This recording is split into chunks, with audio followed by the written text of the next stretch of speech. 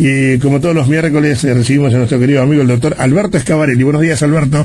¿Qué tal? ¿Cómo están ustedes? Aquí estamos nosotros, aquí Margarita en su domicilio, respetando todo. ¡Qué bien! Lo que tenemos que respetar. Un beso grande a Margarita.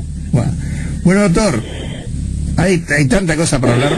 Sí, realmente viene todo en un momento crítico en todas partes, y hay un enfoque de lo nuestro, hay un enfoque del contexto regional, hay un enfoque internacional, algunas cosas que son porque la vida sigue funcionando, cosas de lo cotidiano que van a tener una importancia política e institucional importante con el ingreso de la nueva ley de urgencia, que seguramente nos va a tener que ocupar algunos minutos en algunos programas próximos, cuyo análisis ya comienza y que estamos trabajando en eso también. Pero, en fin, digo, es toda una acumulación de factores que hacen que los temas sean muy variados, pero sin duda el eje sigue estando en las incertidumbres, los mecanismos, cuáles son los mejores procedimientos. Creo que se habla mucho del día después, y ayer hablando con un amigo de lejos decía que si antes de todo esto pensar cómo podía ser el mundo después de un año, recuerdo haberlo escuchado decir en vivo y en directo en la OCDE, es mucho más difícil poder prever cuál va a ser el escenario futuro, porque además hay un factor en el que todos hablamos, y ya lo hemos mencionado tú y yo, en el que todos partimos de la base de que cuando esto pase va a ser todo diferente a como era antes, claro, nuestras conductas y todo lo demás. Y bueno, yo creo que va a haber un antes y después de una vacuna eficaz, cuando todos nos sintamos que estamos protegidos, que el problema ya no existe, la tendencia natural es volver al estado previo de las cosas, que no va a ser igual, que habrá usos que puedan ir cambiando, pero hay cosas que están demasiado acumuladas en el ADN de todos nosotros, y que hay mucha gente que va a volver a la prueba. Está que con cualquier aflojamiento hay cosas que vuelven casi al estado normal, la salida juntos, ir a caminar, ir a reuniones, las reuniones que se hacen en las casas que no, obviamente nadie tiene registradas, los encuentros, con algunos hechos que uno ha aprendido en la vida. Es decir, en la vida hay dos grandes cosas, entre muchas cosas que uno puede dividirlas. Son los factores de riesgo, aquellos que a uno lo exponen a determinadas situaciones, que pueden ser de riesgo o de peligro, y los factores de protección. Los factores de protección son eminentemente psicológicos. Yo me protejo de tal forma, ¿verdad? Y me cuido frente a cualquier situación de la vida. Si es de droga no me pongo a consumir, si es de tránsito no me pongo a hacer una curva a 200 kilómetros por hora, y si es del coronavirus no me expongo a estar en lugares sin protección o estar haciendo lo que me dicen que no haga. Ahora, hay factores hechos, como por ejemplo el tema de la construcción, que son 45.000 registrados, pero en definitiva son más de 100.000 personas las que se movilizan, que más allá del acierto o no acierto en la medida, que es un capítulo distinto, genera una impresión a la gente, ¿verdad? Que debilita el sentido del factor de protección. Dice, bueno, si 45 o 100.000 personas pueden salir a trabajar todos los días, yo puedo salir a caminar por la Rambla, claro, ¿verdad? Entonces, si van a ir los chiquilines a la escuela, y bueno, los míos pueden ir al cumpleaños del nene tal que va a estar con otros 10, y ¿por qué no? ¿No? Entonces, el equilibrio de estas cosas tiene un fuerte componente comunicacional. Sí quiero, porque es muy importante que uno trate de mantener si no la objetividad, por lo menos un criterio de mente fría. No tiene por qué recordarse, pero yo he venido hablando y escribiendo mucho sobre el hecho de que no era un tiempo de políticos, sino que era un tiempo de científicos, que yo prefería escuchar científicos diciendo cuál era el plan de acción. Sí.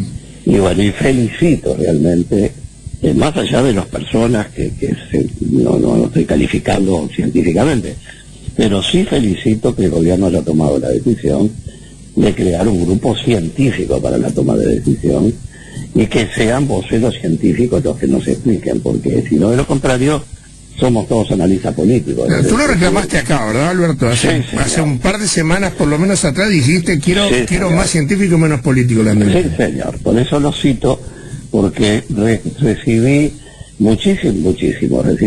Yo cada vez que hablo con ustedes tengo la suerte de que recibo muchos mensajes, porque además como después lo publico en Facebook, el audio de ustedes, lo disfruto doblemente, digo, ¿no? Bueno, no todas son rosas, pero la gran mayoría son comentarios muy lindos, muy entusiasmantes. Y yo creo que la gente entendió que hay cosas, y que el gobierno entiende, por suerte, porque además lo hablé con gente de gobierno, es decir, no es un tema, yo no estoy cerrado en estas cosas, puedo hablar con todos los que escribirles, yo sé que están todos muy tapados de cosas, pero como yo en este momento no estoy cumpliendo ninguna función de gobierno, eso lo decidí el primer día, mejor dicho, tiempo antes ya de terminar, entonces estoy dedicado lleno a la profesión y al análisis y a las cosas del exterior que ahora están todas paradas, pero uno trata de ver el horizonte completo a la luz de las informaciones que recibe, de lo que escucha, de lo que pregunta de lejos, y me he tomado la definición de tener algunos países referentes, ¿verdad? En América del Sur, Colombia, donde tengo allí personas de alto rango con las que tengo un diálogo muy fluido, muy cordial y cómodo, para ir viendo cómo se están manejando esas cosas. Y en México, por ejemplo, en fin, en varios países, luego en Europa, sobre todo en lo que es España, parte de Italia y lo que es en París, la OCDE, no es que estemos todo el día hablando, por Dios, es que hay un intercambio de información que a uno le va ayudando. Entonces, primera cosa, quiero saludar realmente la creación del comité científico, o como se llame, porque me parece que le hace una falta muy importante al país. Yo le iría integrando las gremiales médicas, la gente que está en la trinchera, creo que hay que nuclearle más gente, pero bueno, pues esas son estrategias. Lo importante es que hay no solo un grupo científico, como bien tú recuerdas, por suerte, sino que además ha salido a ser vocero alguno de los integrantes, que es muy importante. Sí, además una cosa, Alberto, y es muy bueno. Reconocí a los integrantes de este grupo científico por propios y extraños, porque hay reconocimiento a nivel internacional, lo de Rafael Rolaí, lo de Henry Cohen, el propio Fernando Paganini, que no son solamente ellos, porque ellos van a abrir puertas a otros, como tú bien decías. Entonces como que empezamos a consolidar un equipo de acción para algo que no va a demorar ni 30 ni 60 días en resolverse. Tenemos que pensar mucho más adelante. Es que es así, es decir, pero incluso yo creo, Iván, que a mí lo que más me preocupa hoy es la resolución del día a día. Claro. Es decir, el riesgo del timón no es tener solo el mejor trayecto para llegar al destino, sino como uno va maniobrando entre los arrecifes, ¿no? Por eso yo siempre decía el ejemplo del práctico del puerto, que viene el buque que vale miles de millones de dólares y capitaneado por lo mejor del mundo, y cuando van a entrar a un puerto, ese que es un fenómeno se corre a un costado con todos sus galones y le entrega el timón a uno que es la persona que trabaja en ese puerto y que es de este país, que toma el timón del barco que vale lo que vale, le dice al capitán, córrase, por favor, déjeme que yo le pongo el barco en el muelle. Eso es lo que uno está precisando, no solo la visión de largo aliento, porque la visión de largo aliento es bastante confusa todavía, ¿no? Es decir, están dando información científica todos los días, explicaciones de por qué son más los hombres que las mujeres, en fin, todo, que fallecen, en fin, todo esto está en un proceso muy complejo, muy desconocido. Partimos de la base, me decía ayer un científico uruguayo muy importante, que partimos de la base de que el virus no muta demasiado. Vieron ese tema que los virus pensar que no están vivos, ¿no? Porque es una cadena proteica con un poco de grasa alrededor y nos vuelve locos, no es ni una célula siquiera. El virus va mutando, los virus se van adaptando, transformando en esa guerrilla interna de la maravilla del sistema inmunológico, y partimos del presupuesto de que esto no cambia y que no es como otros que cuando están. Pero en fin, esto ya excede lo que es mi información, y estoy hablando solo en base a información, pero sí con algunas cosas que tengo claras del tiempo que manejábamos, por ejemplo, el tema de drogas. Cuando nosotros teníamos la responsabilidad nacional e internacional del tema de drogas, en Uruguay recuerdo que con el equipo que formamos dijimos, bueno, ¿y cuánta gente tenemos en este problema?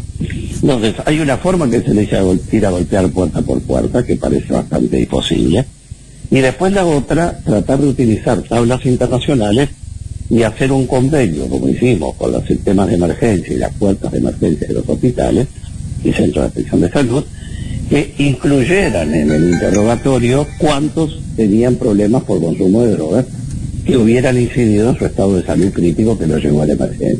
Entonces, desde ahí, como hay porcentajes, se construía desde la puerta de emergencia cuántos serían los que están consumiendo en total. Aquí es algo parecido. Los números uno los puede construir desde cuánta pobre gente ha fallecido, luego ver cuántos tenemos internados y luego la proyección de cómo viene. Yo la verdad creo que hoy hay un consenso claro que es imposible saber cuánta gente está efectivamente infectada, cuántos lo están transitando sin que lo sepan, cuántos parecería se pueden curar solos, por suerte, pero todos contagian. Lo que está claro es que no podemos tener ese número si 700 personas tuvieron la capacidad de contagiar en cada 2 personas a 5. Entonces, en definitiva, yo creo que hay que estar muy preparado porque la cantidad de camas es fija, no van a aumentar 150 más, pero también hay gente en CTI que está por enfermedades normales, las de toda la vida. En fin, por un lado entonces saludar ese criterio de que se haya establecido. Segundo, el hecho de que parecería que todo esto indica que el mes de mayo y sobre todo junio van a ser los meses pico. Entonces me parece que la distensión de todo esto, el tema del espacio social y todo lo demás, este no es un tema de libertades individuales. Las libertades individuales son sagradas hasta el punto que la libertad no pone en riesgo la vida, ¿verdad? Es decir, nadie está hablando de que le quiten la libertad a la gente, me refiero a las medidas restrictivas. Y bueno, yo creo que hay normativa más que suficiente, pero si alguien entendiera que no la hay, en el Parlamento una ley se sacan 24 horas, a ver si nos entendemos. Si se necesita una normativa para prohibir que la gente esté tomando el mate en rueda, con lo lindo que es, a todos nos gusta, que todos al solcito en una plaza, y bueno, si la ley entienden que no tienen una norma, esa norma hay que sacarla, hay que editarla, punto, se acabó. Es decir, lo que no podemos correr riesgo. Miren, el presidente de este equipo de fútbol que falleció ahora, por ejemplo, ¿no? Fueron una barrita de amigos a jugar a las cartas el mismo día que se dispuso las medidas de seguridad sanitarias. Y fueron a jugar a las cartas como todos los amigos, una barra, están todos infectados, todos, no salvo uno. Y uno se murió. Entonces lo que quiero decir es que uno como le dice, no lo haga, pero hay que decirlo, y hay que, si están sentados en una plaza, hay que decir, usted no puede estar sentado acá, váyase. Claro. Y si no le aplican una multa, a mí me dicen en Colombia, por ejemplo, que yo trato de copiar para saber qué están haciendo los otros lados, ciudades con 10 millones de habitantes, ¿no? Y les ponen una multa que equivale a un salario mínimo nacional, y si no tienen el dinero lo pagan con servicios comunitarios. Es decir, no es que cualquiera haga lo que quiera porque estoy libre, porque eso les puede costar la vida a otros. Hoy tenemos un fenómeno que realmente es el que más preocupa. ¿Se acuerdan que hay una tesis del rebaño que quiere decir que si más del 60% de la población se contagia, va a quedar con anticuerpos que van a hacer que el virus no tenga donde poder prosperar? Bueno, hoy Corea del Sur está teniendo gente reinfectada. Sí. Y la gente que se reinfectó son niños y gente que no llega a los 40 años. Entonces, a mí dicen capaz que tuvieron mal dados de alta, no sé, pues eso se verá. En definitiva, Iván, yo para darte a ti el timón, lo que creo claramente es que es un paso correcto dejar a la ciencia.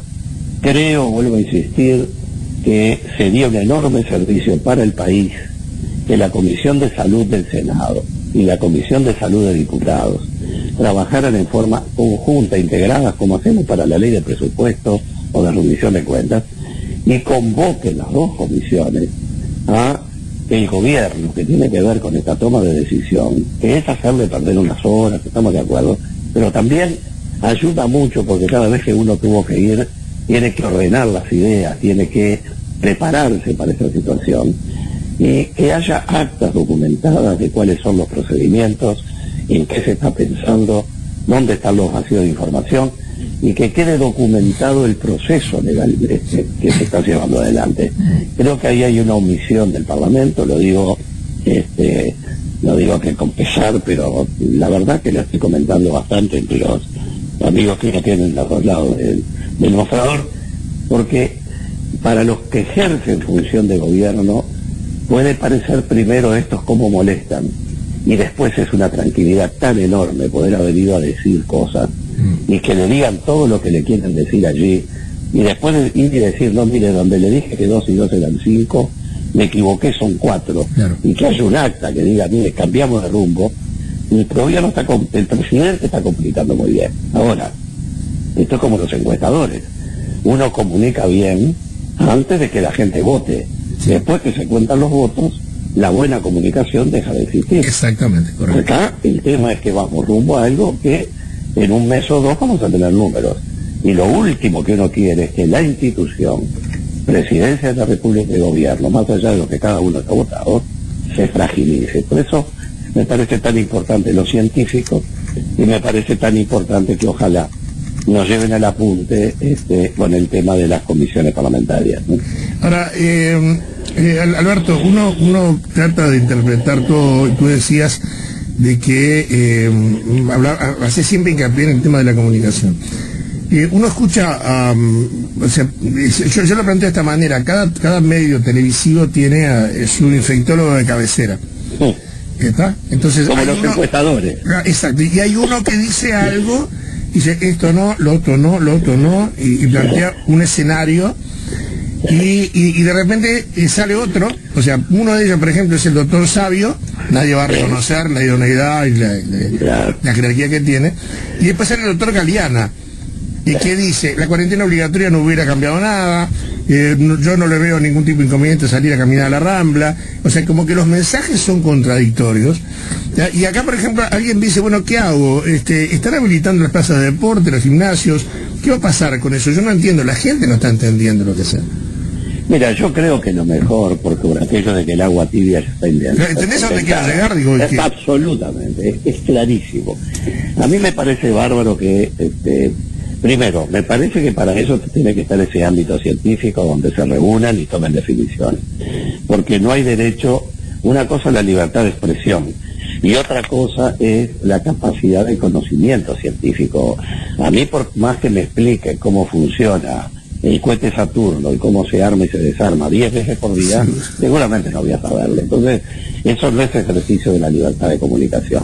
Esto es muy peligroso cuando hablamos de enfermedades. Yo, como creo que el agua tibia ya está inventada, por eso me parece mucho hay que mirarlo. Si a mí la gente en Bogotá me dice que para poder salir a la calle tiene que tener un permiso, que salen con un número de tarjeta que les habilita poder circular de un lado al otro, que al supermercado van y les controlan los días que van, que como acá entra una sola persona, pero también va una sola persona, porque acá también va una sola persona, pero entran separados, ¿no? Entonces, al final de todo, somos todos vivos en este negocio. Entonces, a lo que voy es de que me parece que esto ya está resuelto, es una discusión inútil, porque donde los casos, no estoy hablando ni de Milán, ni del norte de Italia, no estoy hablando de España, no estoy hablando de Francia. Para mí el modelo francés es el mejor, pero es otra historia, porque no hay duda que tenemos que ir a la asistencia social, tenemos que ir al crédito a la mediana y pequeña empresa, y por qué no a la grande, tenemos que ir necesariamente a un sistema de contralor. El dinero, a mí me parece, modestamente, que seguimos hablando de dónde vamos a sacar el dinero, y me parece que es, iba a decir ridículo, pero es una palabra totalmente irrespetuosa, no corresponde, pero me parece que está de más. El dinero hay que pedirlo prestado y está, y después veremos con qué tributo se devuelve ese dinero. Incluso digo más, si es que hay que devolverlo, porque hoy el problema del mundo es China recién se está despertando para producir. A la prueba está el cobre, que no valía nada. Bueno, lo del petróleo va a ser un programa aparte, ¿no? Sí. Lo del cobre y el aluminio, que habían pasado valores bajísimos, bueno, ahora empezaron a aumentar porque los chinos empezaron a comprar, porque les están encargando, supongo yo, equipos de aire acondicionado, todas esas cosas que el mundo les compra. Entonces, siempre hablan de la cadena de pagos, y yo vengo insistiendo que hoy no se habla más de cadena de pagos, se habla de cadena de consumo. Lo que yo ponía de ejemplo del kiosquero que vende chicles, ¿sí? No es pagarle solo el de los chicles, es que el kiosquero pueda venderlo, que le pueda comprar al distribuidor, el distribuidor al importador o al fabricante, como sea. A lo que vamos es que yo creo que esa discusión es ociosa. Si se puede correr, no se puede correr, se puede hacer, no se puede hacer. Y bueno, miremos lo que están haciendo el resto, que tienen porcentaje de enfermos. Uruguay está de mitad de tabla para arriba en lo que está más complicado, y está de mitad de tabla para abajo mucho en cantidad de test cada 100.000 habitantes. Entonces, me parece que, por eso yo me cuido mucho de esto, porque me parece que no es un momento para buscar los problemas, es un momento para fortalecer la protección. A nadie le sirve un gobierno fragilizado en estas circunstancias. No hay una discusión que ganar. No tiene sentido que uno deje dicho, yo estoy muy preocupado, porque creo que lo peor no empezó, y va a venir porque Uruguay fue fenomenal para Maracaná y somos un Oscar un montón de cosas, pero el coronavirus no nos reconoce la celeste, no nos va a tratar distinto. Entonces, si nos va a pasar lo mismo que le pasó a los demás, me parece imprescindible que miremos, ya que tenemos la suerte. A ver, para ser más claro, Iván, nosotros venimos de atrás, como en tantas cosas, ¿verdad? En estas cosas de todos los días. ¿Por qué? Y porque estamos lejos, primera cosa. Nuestra movilidad o comunicación con el mundo es más baja que la de otros países, porque mientras en Dubái pasan 89 millones de personas por año en el aeropuerto, o en Londres pasan 80, a nosotros nos pasa 1 millón, nos pasa una cosa por el estilo. Es decir, a lo que voy es que estamos más atrás, porque la realidad nuestra es una realidad más comprimida, más aislada, con población más desparramada, salvo lo que tiene que ver con Montevideo. Y aún así, comparado con las grandes ciudades, la densidad de población es baja, me refiero por habitantes por kilómetro cuadrado. Entonces yo creo que ya que venimos en un paso atrás, bueno, podemos salir a copiar y mirar, traer especialistas del exterior, sumarlos con los nuestros. Tú dijiste algo y yo no mencioné, que ratifico totalmente la idoneidad de la gente que está puesta, sabiendo que hay otros, ¿no? Es decir, yo tengo un conocimiento personal y un respeto intelectual y ético profundo con Sabio, que para mí es el protagonista, pero eso no transforma en agonistas a los otros, digo, son toda gente muy capaz, muy bien elegida. Yo sé que ellos no se la van a jugar solos, conozco bastante bien la Academia Nacional de Medicina, porque estuve vinculado con el tema de drogas en su momento, no hace tanto. Entonces, yo creo que hay gran confianza en esto. Ahora, copiemos. Si en el mundo están diciendo, usted no salga, yo le doy un carnecito para que usted vaya y entre. La matrícula par es impar, para tal lado, júntese de este modo, júntese de tal otro. Yo quiero copiar medidas, yo no quiero inventar medidas. Y si hay que sacrificarse, tampoco le están pidiendo que se vayan a la isla de Flores, nos están pidiendo que hagamos vida dentro de casa, punto. Digo, entonces, ¿qué podría estar pensando la gente que le han destruido ciudades, bombardeos? Ustedes han pensado por unos minutos que tenemos 60 millones de refugiados en el mundo, que en lugares como el Líbano están acampando en carpas cientos de miles de personas, que hay sirios viviendo apilados, en fin, el mundo está viviendo cosas dramáticas para que nosotros nos pongamos en este minueto, toma tú, que te toca a ti, tal ahora y ahora quédate un poco, soy el héroe porque me quedé 20 días en mi casa. Tenemos que darle el dinero a la gente para que se pueda quedar, tenemos que dar líneas de crédito para las empresas que se mantengan. Miremos Francia, Uruguay tiene 2.200 millones de crédito disponibles, ya vinieron 400 millones, a Colombia, que vuelvo a citar, le acaba de prestar el fondo, el Banco Mundial, ahora no me acuerdo bien, creo que es el fondo, 14.800 millones de dólares para cubrir lo social, lo empresarial. Tenemos que mantener vivas las empresas para que puedan ir teniendo un poquito de personal trabajando y el resto crédito para pagar sus obligaciones corrientes, porque tenemos que mantener no los motores prendidos, que me parece que no es el ejemplo. Tenemos que mantener los motores con el embrague puesto o el horno prendido al mínimo para que no se bloquee. Mire, un ejemplo. ¿Qué pasa con el petróleo? Con el petróleo está pasando que los que tienen pozos de petróleo tienen que seguir sacando el petróleo, aunque pierdan plata, porque es carísimo sellar un pozo petrolero. Sí, claro. Es decir, es tan caro que le sale más barato seguirlo sacando a pérdida, a ver si nos entendemos. Sí. Ese es el ejemplo de la vida real. Ayer no sé si lo viste y tenemos que ir cerrando. Sí, claro. Ayer Canal 12, esta muchacha Marina Gastal hizo un informe brutal. No lo vi, qué pena. Brutal. Fue espectacular lo que dijo, detalle por detalle, punto por punto. Realmente a la gente le recomiendo que ingrese en la página de Telemundo y que lo vea.